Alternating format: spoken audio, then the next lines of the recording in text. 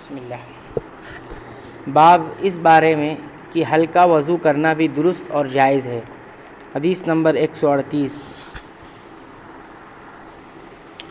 عبداللہ ابن عباس رضی اللہ عنہما فرماتے ہیں کہ نبی کریم صلی اللہ علیہ وسلم سوئے یہاں تک کہ آپ صلی اللہ علیہ وسلم خراٹے لینے لگے۔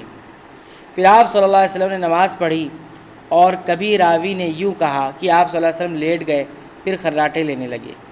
پھر آپ صلی اللہ علیہ وسلم کھڑے ہوئے، اس کے بعد نماز پڑھی۔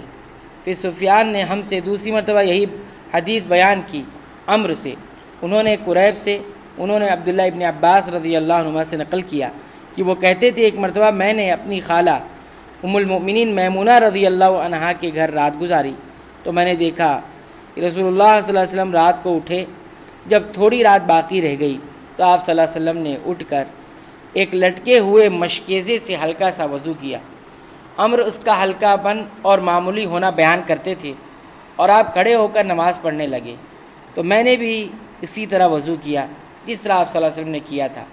پھر آ کر آپ کے بائیں طرف کھڑا ہو گیا، اور کبھی سفیان نے عن یسارہ کی بجائے عن شمالہ کا لفظ کہا ہے، مطلب دونوں کا ایک ہی ہے۔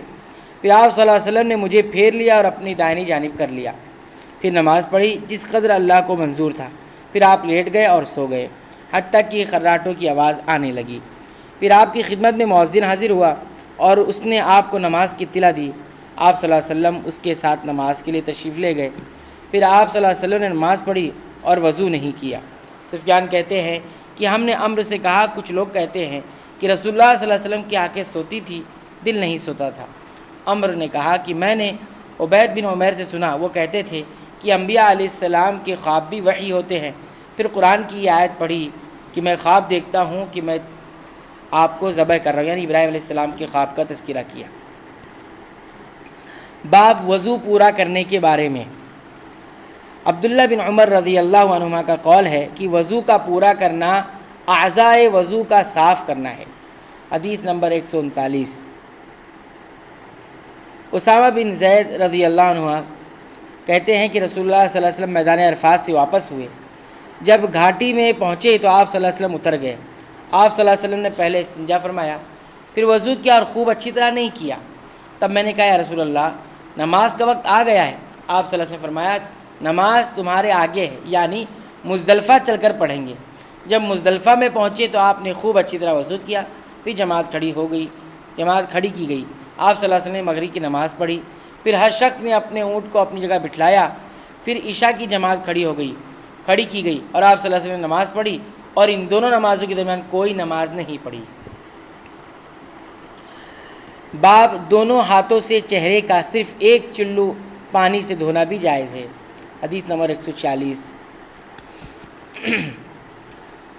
عبداللہ ابن عباس رضی اللہ تعالیٰ عنہما فرماتے ہیں کہ ایک مرتبہ انہوں نے، یعنی عبداللہ ابن عباس رضی اللہ عنہما نے وضو کیا تو اپنا چہرہ دھویا، اس طرح کہ پہلے پانی کے ایک چلو سے کلی کی اور ناک میں پانی دیا، پھر پانی کا ایک اور چلو لیا، پھر اس کو اس طرح کیا، یعنی دونوں ہاتھ کو ملایا، پھر اس سے اپنا چہرہ دھویا، پھر پانی کا دوسرا چلو لیا، اس سے بھی اپنا دائنا ہاتھ دھویا، پھر پانی کا ایک اور چلو لے کر اس سے اپنا بایاں ہاتھ دھویا، اس کے بعد اپنے سر کا مسح کیا، پھر پانی کا چلو لے کر داہنے پاؤں پر ڈالا اور اسے دھویا، پھر دوسرے چلو سے اپنا پاؤں دھویا، یعنی بایاں پاؤں۔ اس کے بعد کہا کہ میں نے رسول اللہ صلی اللہ علیہ وسلم کو اسی طرح وضو کرتے ہوئے دیکھا ہے، یعنی ایک چلو سے پانی لے کر ایسے بھی وضو کیا جا سکتا ہے۔ اللہ تعالیٰ سے دعا ہے کہ رب العالمین تو ہمیں سنتوں کے مطابق اپنی زندگی گزارنے کی توفیق عنایت فرما، آمین۔